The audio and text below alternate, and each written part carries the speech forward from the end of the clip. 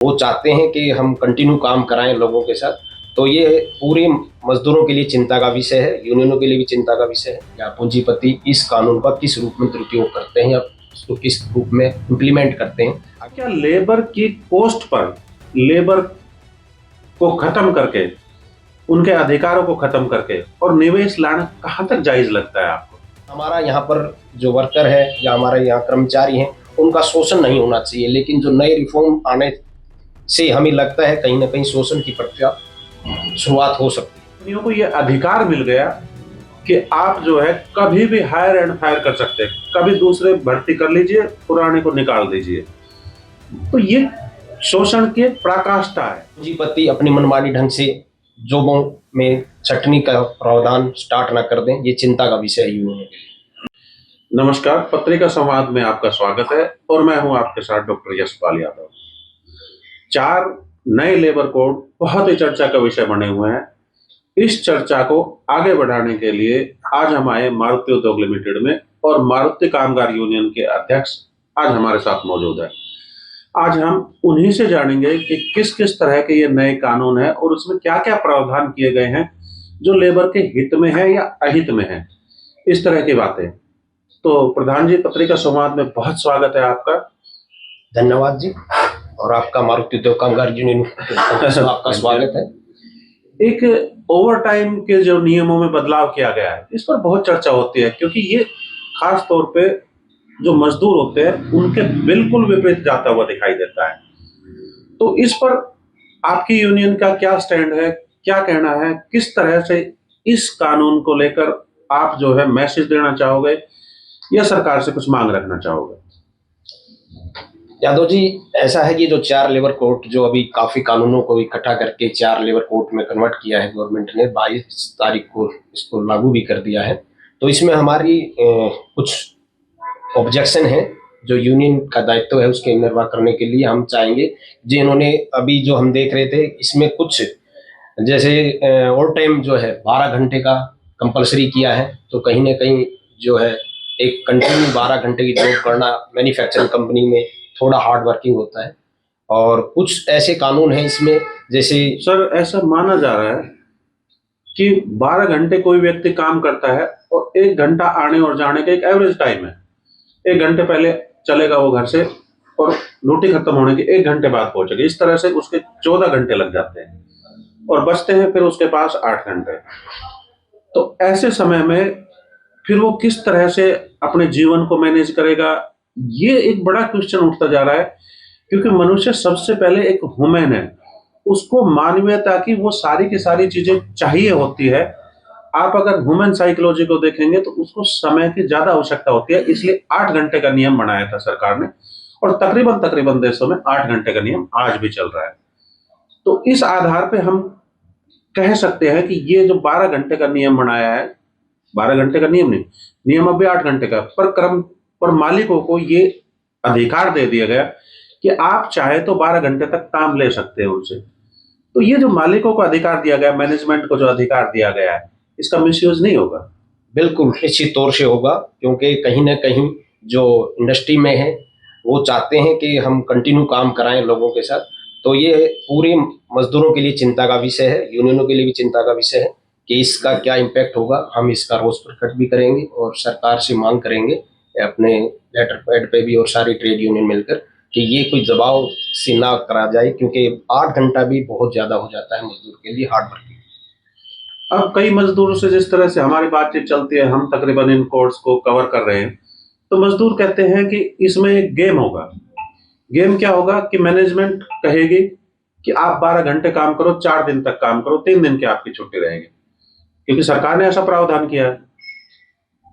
अब मजदूरों की चिंता यह है कि आप 4 दिन हमसे काम लेंगे, 3 दिन आप किसी अन्य मजदूरों से काम लेंगे 12-12 घंटे, तो हमारा ओवर टाइम जो लगता था, अब वो ओवर टाइम की परंपरा खत्म हो जाएगी।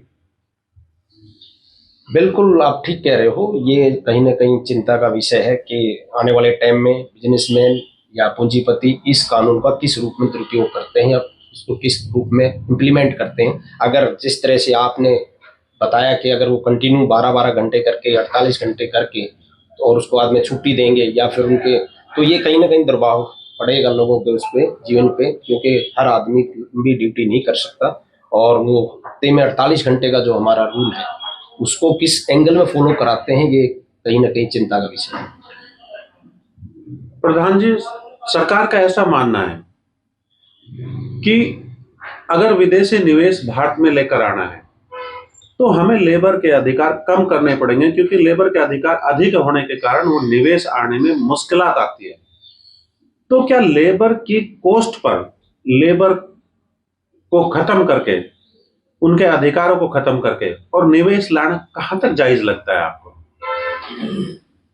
यादव जी, ये बिल्कुल आपने अच्छा क्वेश्चन किया है। कहीं ना कहीं जो सरकार है वो आज निवेश के चक्कर में बड़े रिफॉर्म कर रहे हैं, और ये उन पूंजीपतियों को, विदेशी निवेशकों को बढ़ावा देने के लिए उनके जो भी रूल्स हैं उनको मानने के लिए तैयार हो जाते हैं।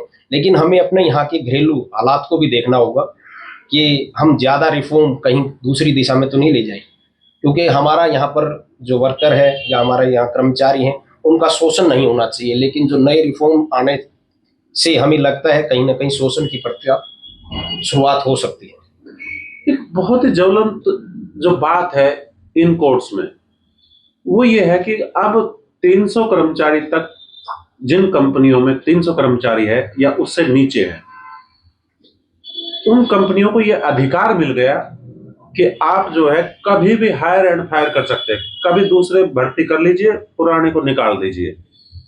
तो ये शोषण की पराकाष्ठा है, इससे शोषण बहुत अधिक बढ़ जाएगा। बात रही कि 300 कर्मचारी ज्यादा है या कम है, अब एआई का समय है, बहुत सारे कार्य रोबोट और एआई कर दिया करेंगे। तो कुछ गिनी चुनी कंपनियां ही रहेगी जिसमें 300 कर्मचारी रहेंगे या उससे ऊपर रहेंगे। तो तकरीबन सभी कंपनियों को यह अधिकार मिल गया कि आप जब चाहे कान पकड़ के कर्मचारियों को बाहर कर दो और दूसरे कर्मचारियों को भर्ती कर लो। इससे तो शोषण बहुत बढ़ जाएगा।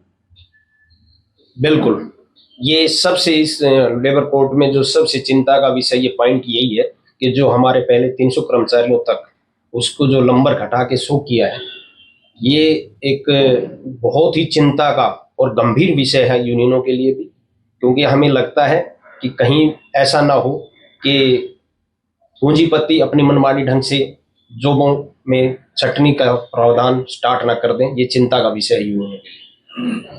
अब बात करते हैं एफटी की, कि ठेकेदारी प्रथा को और अधिक कारगर कर दिया और अधिक बढ़ावा दे दिया। इस तरह से तो परमानेंट नौकरी तकरीबन रहेंगे ही नहीं। परमानेंट नौकरी के लिए लोग तरसेंगे और भविष्य में हो सकता है कि आने वाले समय में, मुझे ऐसा लगता है कि लोग भूल ही जाए कि परमानेंट नौकरी भी कुछ चीज होती है। क्योंकि जिस दिशा में हम जा रहे हैं, आगे बढ़ रहे हैं, इस तरह से परमानेंट नौकरी मिल पाना ही संभव नहीं हो पाएगा। इस पर आपकी यूनियन की क्या प्रतिक्रिया है? इसमें हम सरकार से मांग करते हैं कि जो एफटी, फिक्स्ड टर्म एम्प्लॉयमेंट जो आप लेके आए हो, इसको तुरंत बंद किया जाए, क्योंकि ये एक शोषण है। और देश को अगर आपने आगे बढ़ाना है तो स्थायी रोजगार देना बहुत जरूरी है। इससे कहीं ना कहीं मजदूरों का शोषण बढ़ता है। और आज ये एफटीए जो है हर जगह, हर क्षेत्र में सरकार लेके आ रही है, लेकिन ये कहीं ना कहीं सरकार पूंजीपतियों के आगे अपने घुटने टेक चुकी है। सर, आप सरकार से मांग रख रहे हैं, उसका विरोध तो कर रहे हैं, पर इस विरोध को कितना आगे तक ले जाने की सोचेंगे? जैसे आपकी यूनियन है और भी यूनियनों के साथ आप मिलकर काम कर रहे हो, आप अकेले सर्वा नहीं हो, ये तो हम मानते हैं, पर फिर भी आप लोग सोच रहे होंगे या चर्चा चल रही होगी कि हम मजदूरों का अधिकार दिलाने के लिए क्या क्या रणनीति और अपना सकते हैं।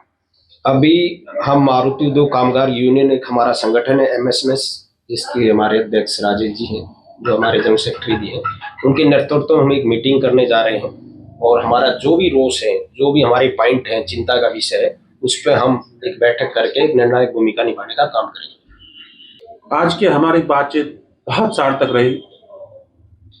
प्रधान ने बताया कि जो कोड आए हैं उसमें बहुत सारे प्रावधान ऐसे हैं जो मजदूरों के विरुद्ध जाते हुए दिखाई दे रहे हैं। और प्रधान जी ने कहा कि और लोगों के साथ और यूनियनों के साथ मिलकर इन चीजों की बातों को उठाया जाएगा और मजदूरों का शोषण नहीं होने दिया जाएगा किसी भी कीमत पर। प्रधान जी ने यह भी माना कि निवेश को लेकर आना एक अलग बात है, कर्मचारियों के हकों को कुचलना दूसरी बात है। आप निवेश को लेकर आ सकते हैं, बहुत अच्छी बात है, लेकिन कर्मचारियों को हकों की कीमत पर नहीं। और बाकी तमाम तरह की खबरों को जानने के लिए देखते रहिए पत्रिका समाचार।